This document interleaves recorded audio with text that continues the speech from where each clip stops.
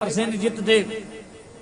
सत्राजित के पास श्यामंतक मणि थी, एक ऐसी मणि की जिसका प्रतिदिन पूजा करने से वो 10 कुंटल सोना देती थी असरफी। तो सत्राजित नाम का जो राजा था वो मणि को धारण कर और महाराज के दरबार में आया। कन्हैया ने कहा, देखिए राजन, आपका राज जो बहुत छोटा है और मेरा जो ये राज है बड़ा विस्तार है, मेरे पास धन की बहुत आवश्यकता रहती है, इस मणि को मुझे दे दीजिए ताकि इसमें धन धान की परिपूर्णता बनी रहे, जो जरूरत होगी आप भी लेते जाइएगा यहां से। सत्राजित ने साफ मना कर दिया। सत्राजित ने कहा, प्रभु ये नहीं हो पाएगा, मैं आपको मणि नहीं दे सकता। भगवान ने कहा, कोई बात नहीं भाई, आपकी वस्तु है, आप दो या न दो। और सत्राजित ऐसा कहकर उठ पड़ा और चला गया। एक दिन की बात है, प्रसेनजित नाम का सत्राजित का छोटा भाई प्रसेनजित उसी मणि को पहनकर जंगल में शिकार खेलने के लिए गया हुआ था। इधर शिकार खेलने गया हुआ था तो चमकती हुई वस्तु को सिंह ने सोचा, लगता है कुछ खाने वाली वस्तु है, और सिंह ने प्रसेनजित को मार दिया और मुख में श्यामंतक मणि दबा कर जा रहा था। तब तक एक भालू जो है रीछ, उसने सिंह के मुख में कोई चमकती हुई वस्तु को देखा तो उसने सोचा कि लगता है कोई गेंद है, तो शेर को मार दिया और अपनी बिटिया के लिए वो खेलने के लिए श्यामंतक मणि लेकर अपने घर चला गया। जब काफी दिन व्यतीत हो गया, उनका भाई प्रसेनजित नहीं आया तो भगवान के ऊपर आरोप लगना प्रारंभ हो गया। सत्राजित कहने लगा, देखो मैं मणि मांग रहे थे, भगवान कन्हैया मणि मांग रहे थे, मैंने मणि नहीं दिया तो उन्होंने मेरे भाई को ही मरवा कर मणि छीन लिया। आप प्रियात्मा बंधु, कहा जाता है पटीदार किसी का सगा नहीं होता, पड़ोसियों से बचकर ही रहना चाहिए हमेशा। जो व्यक्ति कन्हैया की जय जयकार किया करते थे, आज वही कन्हैया को घेरे में लेने लगे। अरे भैया ये तो बहुत गलत बात है, कन्हैया को तो ऐसी चोरी नहीं करनी चाहिए। कोई ग्वाल बाल कहते हैं, कोई मथुरावासी कहने लगे, कोई द्वारिकावासी कहने लगे कि अरे मारो, वो तो बचपन का चोर है, माखन दूध दही चुराता रहा, जब बड़ा हो गया, राजा हो गया, तो वो बड़ी वस्तुओं को चुराना प्रारंभ कर दिया है। आत्मा बंधुओं, अपने कब विपरीत हो जाए, कब पलट जाए, कुछ पता नहीं होता है। जब तक आपके जेब में पैसे तब तक हर कोई कहेगा आप कैसे। भगवान के ऊपर आरोप क्या लगा, जितने लोग थे जिनको बोलने का भी वो नहीं था, वो सब लोग भगवान को दोष देने लगे। अरे भैया ये तो माखन मिश्री चुराने वाले अब श्यामंतक मणि भी चुराने लगे हैं। भगवान ने अपने राज पुरोहितों को बुलाया, भैया ये कौन सी बला आ गई, कौन सा कष्ट आ गया है। राज पुरोहितों ने देखा तो कहा, महाराज आपने चौथ का चंद्रमा देख लिया है, और चौथ का चंद्रमा देखने के बाद व्यक्ति को कलंक जरूर लगता है महाराज, उसी का फलस्वरूप आपको कलंक लगा हुआ है। भगवान ने कहा क्या किया जाए। राजपुरोहितों ने कहा, महाराज कलंक को मिटाना ही पड़ेगा, मणि को तो लाकर देना ही पड़ेगा, नहीं तो कलंक मिटने वाला नहीं है, इसलिए चौथ का चंद्रमा नहीं देखा जाता। और जो व्यक्ति चौथ का चंद्रमा गलती से देख भी ले तो इस कथा को वो व्यक्ति जरूर सुने। इस कथा को सुनने के पश्चात उसका समस्त दोष दूर हो जाता है। भगवान चल दिए हैं मणि को ढूंढने के लिए, जंगल में गए। जंगल में गए तो उन्होंने देखा एक घनघोर जंगल में एक सिंह मरा पड़ा हुआ था। पहले प्रसेनजित को मरा हुआ देखा और प्रसेनजित के आगे देखा कि सिंह के पद चिन्ह बने हुए हैं, तो उन्हीं पद चिन्हों को देखते देखते आगे बढ़े तो वहां पर देखे शेर मरा पड़ा हुआ है, और शेर के आगे देखा तो एक भालू के पैरों के पद चिन्ह बने हुए थे, और उस पद चिन्हों को देखते देखते एक गुफा के पास गए, और गुफा के पास जाकर उन्होंने देखा कि एक भालू की बिटिया जो है, भालू की कन्या उसी मणि से खेल रही थी। भगवान बढ़े जैसे मणि को लेने तो कन्या रुदन करते हुई पिताजी को पुकारने लगी। पिताजी ने सोचा लगता है मेरी बिटिया के हाथ से कोई खिलौना छीन रहा है, वो न आओ देखे न ताओ देखे, सीधा भगवान से युद्ध करने के लिए कूद पड़े। भयंकर युद्ध होने लगा प्रियात्मा बंधु। 3 महीने तक लगातार युद्ध होता रहा, मल्ल युद्ध होता रहा।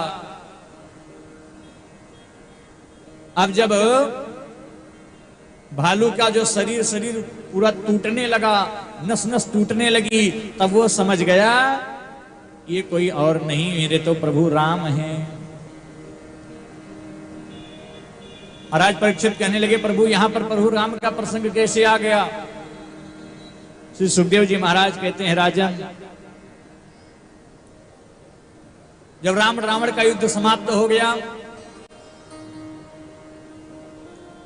विभीषण को गद्दी मिल गई, तो एक दिन महाराज जामवंत ने कहा, प्रभु एक मेरी मन की अभिलाषा भी रह गई।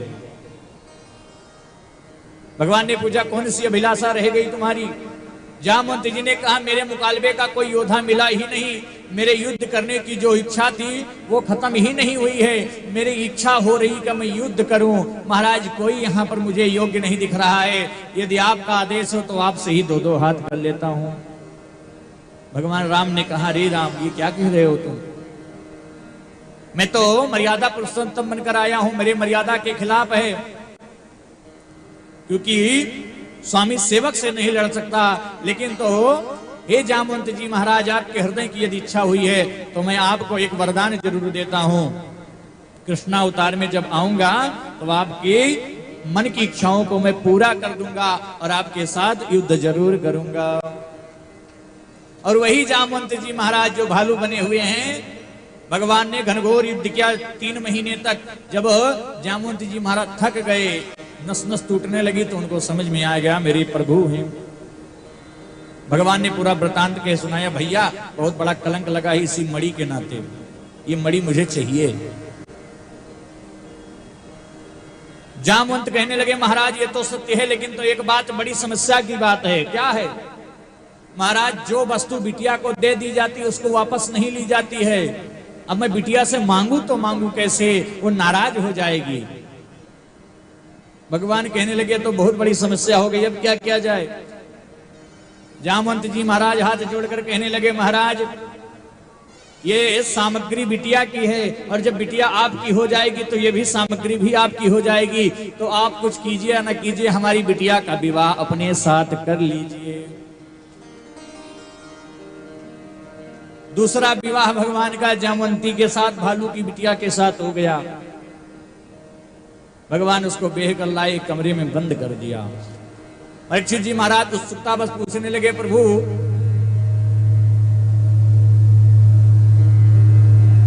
लिटिया निकाल दो भैया।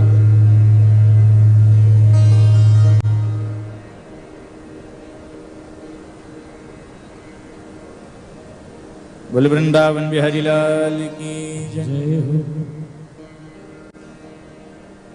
परीक्षित जी महाराज पूछने लगे, महाराज भालू की बिटिया के साथ विवाह कैसे संभव है, जिसके पूरा शरीर काला काला, जिसका पूरे शरीर में बाल ही बाल, वो विवाह कैसे संभव हो सकता? वो भी द्वारिकापुरी, द्वारिका के राजा ने विवाह कैसे कर लिया? सुखदेव जी महाराज कहने लगे, यही तो भगवान के अंदर कारुण्यता है, यही तो एक महानता है। भगवान जिसको पाते हैं सबको गले लगा लेते हैं।